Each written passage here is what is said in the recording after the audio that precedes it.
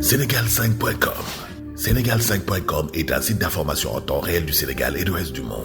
5 TV, la télévision digitale numérique, où vous aurez de la politique, people, sport, éducation, santé, culture, revues de presse et vos séries et émissions TV préférées. 5 TV Sénégal, c'est aussi les replays des meilleures émissions radio et TV. Application disponible sur Play Store. Contact rédaction sénégal5@gmail.com. Téléphone 33 864 13 24. Nous sommes aussi sur Facebook, Twitter, Instagram.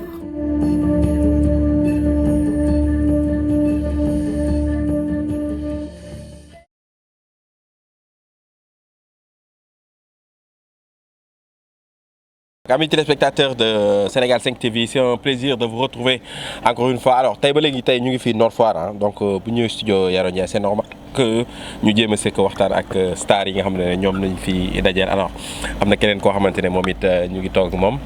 Alors bu ñu nee Cheikh Guissé seen xel dem ci frères Guissé, les frères Guissé qui nous ont bercé avec de très très belles mélodies. Il y en a plus de 20 ans maintenant, machallah, on se souvient de Fama, on se souvient de Siré, excusez-moi, ak yeneen. Alors moom sama nijaay la nag Kaaw. salmini ma. yow jëm salmini. Ça va alhamdulilah bon nuyoo ak feddali kóllëre. kontaan si daje ak yéen. waxtaan ak yéen surtout ak jamono bii ñu toll. di leen fàttali li fi xew. ñun ñoo mën a xeex ba mu jóge fii nañu continuer xeex ba daan ko. voilà ba daan ko alors yow xeex bi nga def ci lu am solo macha allah loolu yëpp dinañ ko waxtaanee mais tey on peut dire que ne coronavirus dafa laal monde de la culture. waaw effectivement dafa laal secteur yëpp la laal. donc suñu ñemee wax dëgg dañu naan adduna bi yëpp la freiné. bon culture bi bokk na ci secteur yi gën a impacté. parce que ñun suñu liggéey mbooloo la. déplacé wu dem ñëw jël avion. jël ay oto dem di ñëw. te loolu yëpp ay secteurs yoo xam ne dañoo bloqué wu. ba nga xam ne ñun dematuñu dikkatuñu tëggatuñu. te li suñu mag Ismaël Lo di wax kuy woddoo làmmiñ boo noppee daf rek. effectivement waaw donc fu mu toll nii moom. dañoo noppi xaw a jaxasoo tuuti. mais ñu ngi jéem comme nitu secteur yëpp. di xool naka la ñuy def ba génn ci situation bu ni mel. parce que du loo xam ne défaut administratif la. ou bien erreur gouvernementale la wala dara non. mais mbir la moo xam ne daf fi dal sunu borom bi moo ñu ko teg. kenn xamul fu mu jógee kenn xamul nu mu mel. kenn xamul nooy def ba éviter ko. kenn xamul nooy def ba faj ko.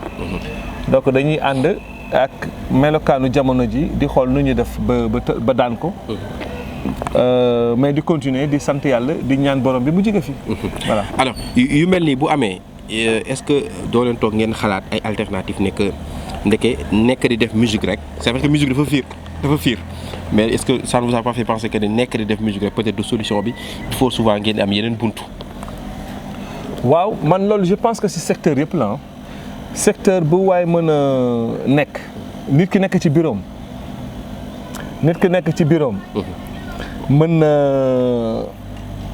mën na nekk di liggéey li muy liggéey. di xaar payum weer mu dee waaw. mais à côté mën na fa def leneen loo xam ne daf koy jukki leneen. donc comme ci musique bi comme ci industrie yu bari. mais effectivement musique bi mel na noo xam ne dafa instable xam nga culture. li ci nekk mooy produit la boo xam ne nit ki bu ko neexee mu jël ko bu ko neexee bañ ko jël.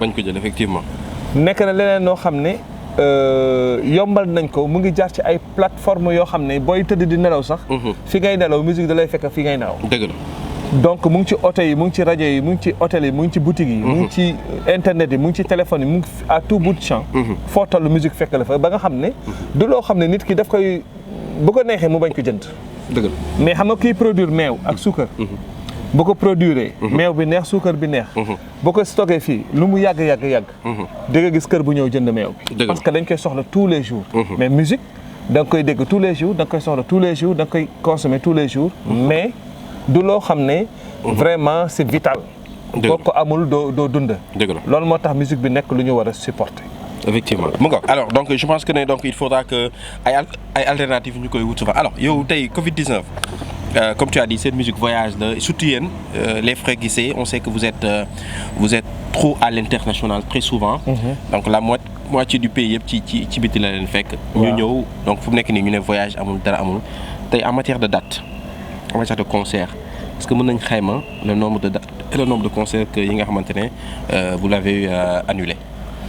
waaw ñun li ñu annulé ci international bi on connaît exactement le nombre de dates. ok parce que yàlla dafa def période bi ñu waroon départ. si la ñu tëj frontières yi. dëkk yi ñu waroon dem. fa la affaire bi gënoon takkarnaase. ok on avait une date la première date le 7 mars à Milan. ok gis nga. Italie nu mu meloon ci mbir mi. xam nga waroon fa jóge dem ay Torino. le week-end bi ci topp.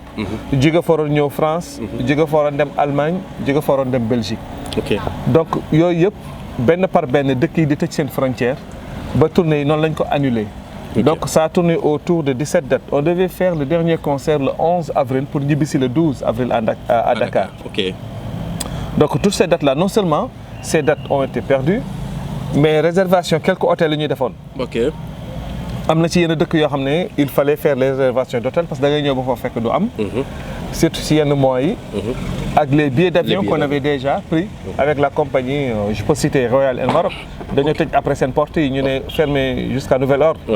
bi ñu ootee jot seen kii pour laaj leen suñuy remboursement au billet parce que tournée yi dañ ko annulé. dañ ne mënuñu ko rembourser bu compagnie ubbi waatee ngeen jël billet yi utiliser ko mais remboursement mënuñu ko donc loolu yëpp ay perte la. ak ay manque à gagner li ñu waroon gagner ci tournée bi. Fii au Sénégal. on avait beaucoup de programmes. on anime souvent des dîners de gala. ak ISRA par exemple moom moo doon dernier kii bi ISRA dañoo négocier woon à peu près 2 dates ñu leen waroon defal. ay benn cocktail ak dîner de gala. à la dernière minute ba jour bi ñu waroon dem jëli avance yi si le décret bi génn. que toute manifestation est interdite. Regroupement interdit et cetera et cetera. ñoom tamit ils ont su que ça sera pas dans les prochains jours. ñu annuler affaire bi. donc yooyu yëpp ay impacté la mais. vraiment mënuñu ci nekk dëkk di jooy mbir mi li ci nekk ak yooyu parce que à côté tailleur bi. loolu la daj. effectivement à côté de ça menuisier bi loolu la daj. à côté de ça commerçant bi loolu la daj. à côté de ça transporteurs yi surtout loolu la ñu daj. gis nañ fi ay oto ay nit ay chauffeurs yu nekk ak seen oto dans des garages en dehors de Dakar. seen famille nekk fii wala ñoom ñu bloqué fii à Dakar. seen famille nekk à l'intérieur du pays. pendant des semaines et des semaines. effectivement liggéeyuñu demuñu dikkuñu lekkuñu naanuñu lu dul di xalaat seen waa kër yi. donc loolu boo ko xalaatee bon du ma ne méttiwul si ñun. mais si ñun ñëpp la métti. ba nga xam ne voilà c'est un peu général quoi. ce qui veut dire que yéen boo leen yuuxoo rek peut-être. am na yuuxoo rek waaw am na voilà quoi. voilà waaw mu ngi noonu daal mooy li ñuy wax. d'accord donc on peut dire que en matière de perte kon mën nañu xëy ne c'est des billets d'avion c'est des réservations d'hôtel. ak ay c'est manque à gagner. c'est manque à gagner énorme. Alors les Frères Guissé on sait que vous êtes des monuments de la musique sénégalaise tey. yéen ci wàllu séddale xaalis bi état bi doon séddale ci fan ngeen bokk yéen ci SODAV ngeen bokk ci AMS wala ci non aligné.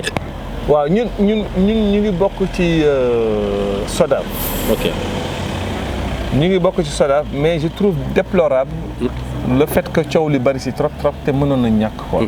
waaw donc man nag franchement ce que j'ai fait contre ma dara lu ñeneen ñi def wala dara. mais franchement je me suis concentré si beneen fànn quoi.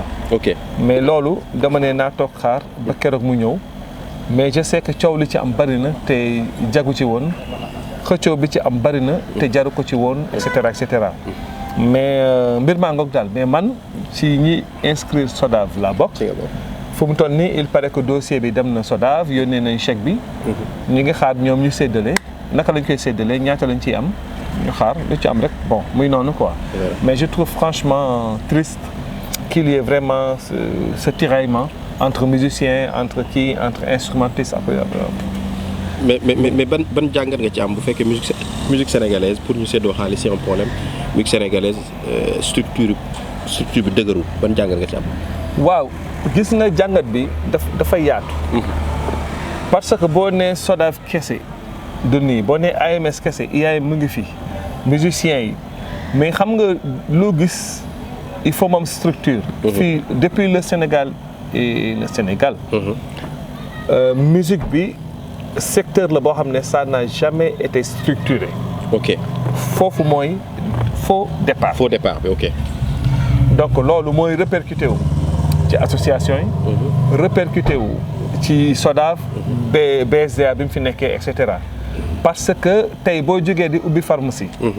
ordre des pharmaciens dafa am. effectivement. man dama jóg rek dem ubbi benn boutique jël ay pharmacie garab dugal fa. boo jógee ne da ngay ubbi clinique. xam nga boo jógee ne da ngay créer cabine notariat. am na fooy jaar. effectivement parce que ñooñu ñëpp dañoo structuré wu. mais fii ngay gis ku liggéey nekk mécanicien ba mu neex la je respecte les mécaniciens parce que ñoo ñuy dimbali si kii. wala nga raté sa njàng wala nga raté leneen ne xaama dem nekk musicien surtout que am na ñoo xam ne ils le font pour jaaree ci am seen visa wala sa dem seen yoon donc mu nekk secteur boo xam ne kenn contrôlé wu. mu jaxasoo léegi nag ki jug démb. ñëw def benn maquette ñaari maquette def ci kërëb ak Cheikh Guissé boo xam ne mu ngi fi depuis 20 ans 25 ans. ak Fallou Dieng boo xam ne mu ngi fi depuis 35 ans. ak keneen koo xam ne mu ngi fi depuis 15 ans ñoo yem. effectivement. donc loolu moo indi woon xëccoo bi. bon man je trouve déplorable du ma ci sori sax parce que wax jooju moom mën naa ne bi mu tàmbalee ba léegi maa ngi si soog a wax tey. kon yow boobu léegi comme waaw c'est vrai que yow boobu léegi dégguñu la nga ci wax mais peut-être que bu ñu si déggul ñu wax dañ naan peut-être Cheikh moom. waaw Cheikh Guissé ñoom dañoo bëri xaalis quoi. ñoom ñoom tàmm nañ ay tournée internationale donc voilà ñoom tàmm nañ di encaisser donc ñoom bas mi si ñëpp la daal donc voilà bas mi si ñëpp la daal mais nag aussi est-ce que aussi ci beneen côté du la xaw a tiital ci musique sénégalaise m'exprimer c'est que la musique sénégalaise est pauvre. waaw non man je pense que coow li fi am nii sax c'est bien parce que dañ fi jaaree. ok je pense que structurer affaire bi. ok SODAV bi mën na fi jaaree structurer ne leen tant de personnes tant de lii moo am tant d'instrumentistes. tant de studio d'enregistrement. tant de producteurs et cetera nit ñi xam. ça veut dire que coow li mu am lu positif xam nga loo gis rek am na lu ci positif ak négatif. li ci am lu positif mooy mën nañ fi jaaree structurer affaire bi. ok ba ku nekk xam kan mooy kan ku nekk xam kan lan mooy lan et cetera ku nekk xam fi nga jëm. ëllëg boo amee soxla ci mbir mi. donc man loolu yaakaar naa te loolu tànk amul nag. bon dañuy telli di dem rek mais organisation du am. mu ngoog merci beaucoup alors ba léegi ci biir Sénégal 5 TV ñu ngi ànd ak Cheikh Guissé des frères Guissé mbas mi daal di am ñëpp daal di toog seen i kër yow nga daal di initier donc le show at home le concert de tous les samedis. nga daal di koy initier. di ko jox sénégalais est-ce que mën nga ñu wax dara ci loolu. waaw mbir mi xam nga xalaat kese la. yow boo am ne foo xam ne mën nga fa féete say xarit. féete fa sa mbooloo. féete fa sa peuple da nga koy def surtout boo nekkee porteur de voix. dëgg la ñun ay taalibe yu ndaw lañu. mais am nañ chance su bu ñu waxee ñu dégluñu. mbaa bu ñu woyee mu dem fu sore. donc loolu moo indi ma xam ne ku nekk nee nañ la tëjul sa biir kër. ma xalaatoon ko nag surtout pour les Sénégalais de l'extérieur. parce que ñun couvre-feu la ñu amoon. effectivement daan nañ jox suñu soxla ba 20h wala 18h ba waajoo ñu naan 20h. mooy 12 mooy 12. mooy 10 mooy 11. donc amoon nañ chance boobu dox suñuy soxla ba telle heure ñu tëj ñu. mais ceux qui étaient à l'étranger mais c'est un confinement total. confinement total waay. nga nekk ci benn appartement wu 20 mètres carrés. un mois boo xam ne yow boo génnee chaque jour 1 heure de temps nga am temps wu génn te waroo passer lu ëpp 1 kilomètre. waaw dem def ay police di la contrôler. dem jëndi lekk ngay ñëwaat dugg. donc ñu def la ko pendant 2-3 mois. man ñooñu laa xalaatoon nag di leen offrir ay moments de bonheur. ok. tu vois et puis voilà ils ont beaucoup apprécié. ba déconfinement am fii ñu teg couvre-feu bi affaire yi di avancer nànk-nànk. ma continuer di ko def parce que maa ngi si gars yi vraiment ici accroche. après ma dem nag ba ci biir ma xam ne bon mën naa ko commercialiser. effectivement. si la jóg wut ay partenaires. la dernière fois am na au Casamance am les Dolima. actuellement je travaille avec la banque BHS. ñu ngi may accompagner si quelques concerts. ëllëg ma dem seeti keneen. dinaa suba ma ñëw nga sponsoriser. pourquoi pas. pourquoi pas Sénégal 5 TV daal di koy sponsoriser. voilà. donc mu nga mais comme tu l'as dit donc finalement ci fin bi nga xalaat commercialiser ko. et tout ça mais commercialisation ba c'était pas très difficile. bon dans un premier temps j'ai juste cherché des partenaires. ok waaw mais lii ñëw maa ngi xalaat naka laa koy defee. ok yan possibilité moo am de paiement ou de participation whatever. ok maa ngi koy xool naka la mën a nekkee. mais il faut vraiment que ça soit monétisé. tu vois loolu yëpp maa ngi koy xalaat. mais ci biir jëmmi jamono. dina ñëw mais pour le moment maa ngi tenir compagnie. Ça veut dire que je fais plaisir à mes amis. Et mes amis font plaisir à leurs amis. Ça veut dire que moi, j'aimais à partir de ce mur. Sama xarit yi partager ko pour faire plaisir à leurs amis. Et donc tous les samedis, c'est des milliers de personnes qui regardent de partout. Et ça m'a fait plaisir de voir quelqu'un, une dame s'est connectée depuis l'Alaska. Et c'est une dame qui avait assisté une fois à notre concert il y a plus de 25 ans au Tringa. Tu vois, une américaine bu fi ñëwoon séminaire. Assister sur nos concerts jënd cassette femme cassette ci boppam après dafa photo cassette bi yónnee ma ko ndeysaan muy photo cassette bi yónnee ma ko mu ne cassette bi laa jëndoon ci yéen au Tringa donc bi mu gisee affaire bi on est devenu amis sur Facebook moom mu ngi dëkk actuellement en Anchorage en Alaska donc au Canada ici au Sénégal au Mali en France partout en Belgique les gens se connectent di seetaan affaire bi donc voilà. Mais tey qu'est-ce que ça te fait le fait que tey tu as été parmi les premiers artistes ou même je dirais les premiers artistes à initier ça. ñu bëri toppale ci coow li bëri ñëpp des bàyyiwaat la fi. waaw mais bi coow li bëree. man yàlla def na sax waxuma ci. dëgg la c'est mes amis qui après naan ma booy gis nga lii booy gis nga lii booy gis nga lii. am na ci kenn ku ci wax lu pertinent mu ne ma booy lu baax rek la ñuy toppandoo. Effectivement. donc alhamdulilah. gars yi gis nañu c'est une bonne idée. ñu ngi koy toppandoo te ñi koy def. Plaisir donc laa ci mën a am. parce que c'est une bonne idée que les gens ont partagé. du njaaxum boo xam ne dañ naan diw ma ko fi njëkkee mais au contraire lu baax la. donc sant yàlla la et puis continuer sur ces mêmes lancées am na beneen bu may def mais boobu du ma ko wax. boobu da ko dama ci may da ngay bañ gars yi kii quoi. maa ngi ci beneen. yàlla sot en tout cas ce qui est important est que comme je t'ai dit commencé woon nga ko ñi ñëpp daw fekk la ci. mais fu nekk dafa ñu mel ni ñëpp bàyyi yow rek yaa si des. waaw non ñu ngi si je vois plus de concert à fond je vois sa boss rek laay gis fu mu nekk. gars yi ñu ngi ci biir ñu ngi ci biir.